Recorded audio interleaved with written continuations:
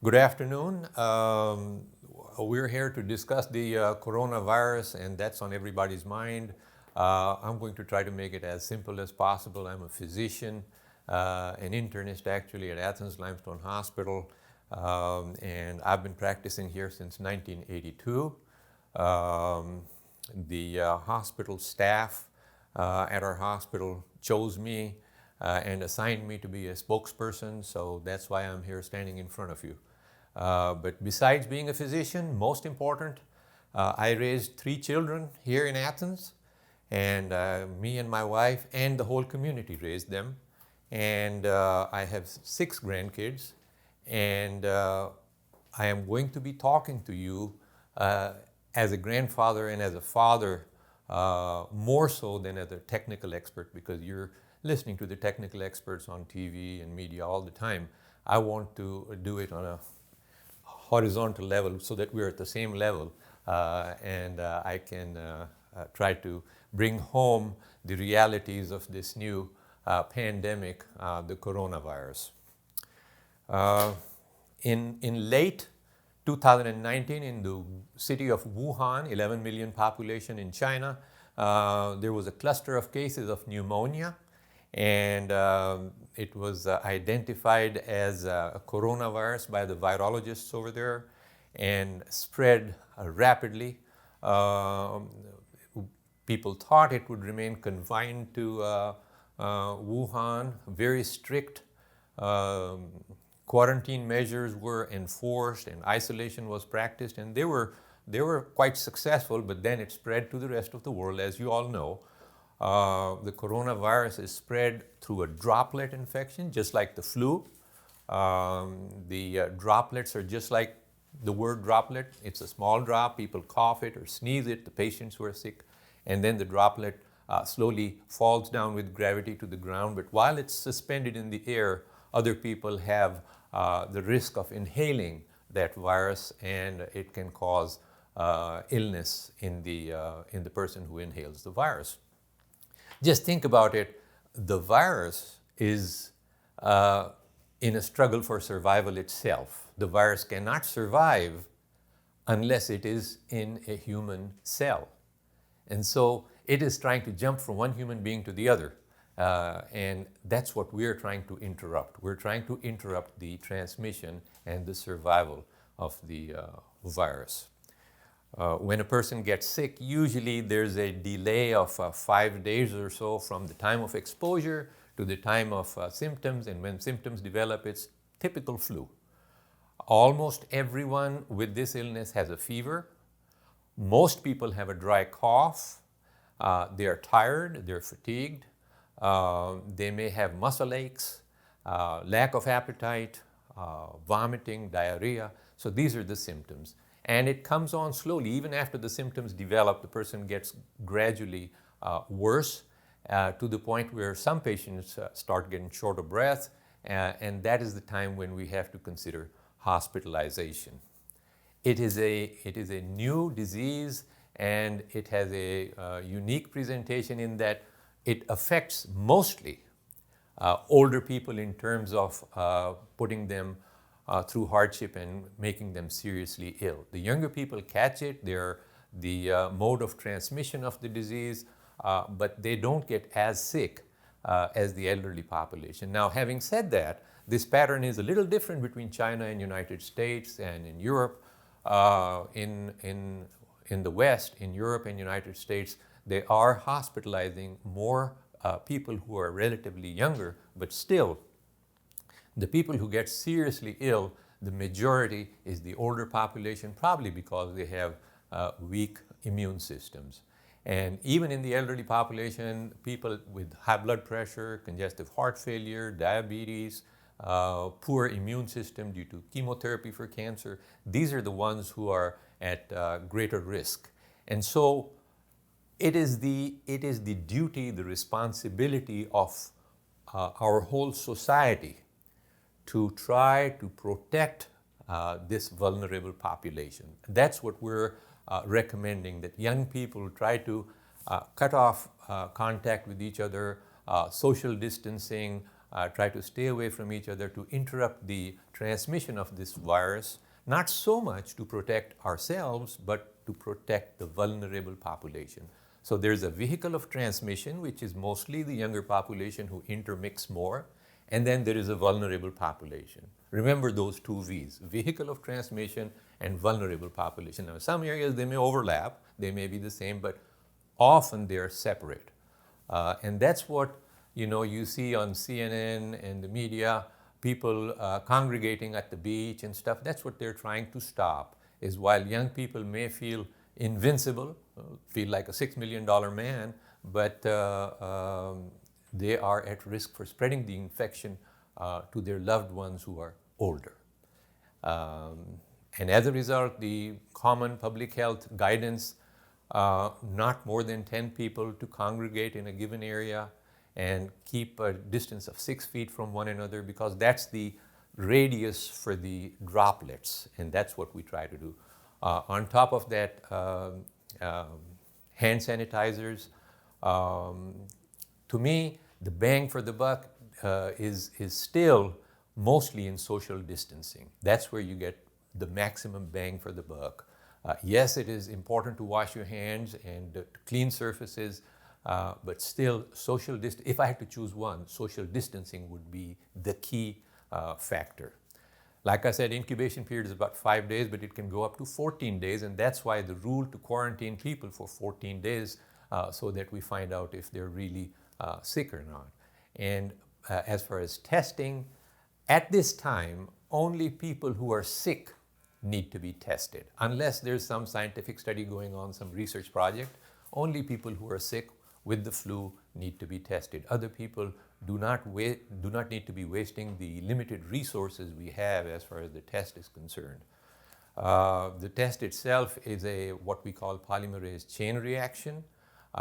We run the throat swab through this and check for the viral RNA and see if a person has it. There's no role for viral culture, no need to grow the virus in the lab, because that can be dangerous, that can spread the virus. At this time, there is no proven treatment and there's no vaccine. So that's why we have to really focus on public health measures. And as you all know, it might put a stress on our hospital systems, our supplies, our personnel, and that is why we're trying to keep as many people out of the hospital, even if they have the disease and they have symptoms, keep them out of the hospital. Having said that, I'll just go ahead and take questions. We have not reached the peak of this virus outbreak yet. What are you anticipating happens when we reach that peak and then start to come down from that? It is a new virus. We don't have a lot of experience with it. All we can talk about is based on the experience in China. That's where the largest experience has been. And they started out around December and peaked at somewhere between January and February. So hopefully that would be the cycle that is going to repeat in every country. Of course, there's going to be variations due to different cultural practices, different climate, longer period of sunshine now, which may help, less humidity may help, less travel, more awareness of the disease and more testing may, what we call, flatten the curve. And so that's what we're looking for. And again, you may have heard this term, flatten the curve. What we don't want is a sharp spike. If we can still have the same number of patients, not cut down the number of patients, but if we can slow it over a period of time, that will not stress the hospital and the medical resources as much. So that's what flattening the curve means. Can you talk about the importance of, you mentioned people that are really sick getting tested. There's a lot of people that, just want to get the test to make sure. Can you stress the importance of the limitations that we have on these tests and saving them for people who are really sick? Yes. This is, again, a limited resource situation, and we need to prioritize people who are sick, people who have symptoms, people who have the flu. they need to be tested. And the purpose of testing is not so much to diagnose them because there's no treatment. The purpose is to make them aware so that they can self quarantine and not spread it to other people. That's the whole purpose of testing people with mild symptoms. Once again, a large number of people will have no symptoms. They are carriers of the virus. On a cruise ship, when it was tested, half the patients had no symptoms. 80% of those who have symptoms have just the flu. 15%, 1 out of 7, will be seriously ill, and 5% will end up in the ICU, perhaps on a ventilator, for a couple of weeks. When we talk about, the peak, what do you anticipate the peak looks like in our area, right here in Alabama? I think every community is probably going to go through the same cycle. History is going to repeat itself in different communities. It's just going to be a lag period between, say, New York City and Athens, Alabama, or Huntsville, Alabama. There's going to be a lag period. That's my perception of what's going to happen. There is really no model for us to predict what's the maximum number of patients we will have and when we have them. We have certain facts that we know about: the incubation period, the transmissibility. One person on an average will infect about 2.6 other people. That's the experience from China. So if you put that into the model, you come up with this pattern where it's an illness which will go through the community over a span of about 6 to 8 weeks. And then after that, people will start recovering. The people who recover will develop immunity to this bug, and that will help the whole population because there will be a large segment of the population who would have recovered from the disease, and they're as if they're vaccinated. They have immunity, and so they will not be spreading the disease. They will interrupt the spread of the virus as it's trying to jump from one person to the other. Can you talk a little bit about the flu and fever clinics that y'all are working with the Huntsville Hospital System to kind of set up around North Alabama? Yes, in Athens Limestone Hospital has a flu and fever clinic so that patients can go over there. The unique thing about it will be people will drive up over there, stay in the parking lot in the car, and they will be screened remotely. And their symptoms and signs will be questioned by the staff, and then somebody will get in contact with them and say, okay, now you can come in. And when they go in, probably just one person. If they're elderly, maybe one other attendant with them, and they will be checked out over there. So that's the idea of having a flu and fever clinic, so that those people are focused on only one issue and not people with a bellyache or a headache or something else. Is there also a separation factor in doing these clinics so we don't have people with coronavirus showing up to emergency rooms or hospitals and stuff like that? Very much so, very much so. I'm glad you mentioned hospitals and emergency rooms. We need to protect our hospitals, we need to protect our emergency rooms, and only the sickest people need to go over there. Athens Limestone Hospital has come up with contingency plans. For example, they have a tent in the parking lot which can be utilized. It can be put up on a short notice. And the purpose, again, is to keep patients away from the main campus, main building. They have rules about foot traffic within the hospital, not too many visitors. They are suspending all routine activities where people congregate. For example, we had a lot of trainees coming to the hospital. They are not coming there right now. No sales representatives are supposed to come there. Hand sanitization is being practiced, and then screening before people come to the hospital and come to the emergency room, checking their temperature, asking them to wash their hands, clean their hands. That's being practiced. So don't be surprised if you go to a healthcare institution and you're asked to do these things. With your, you've been here for a while covering outbreaks, I'm assuming, before.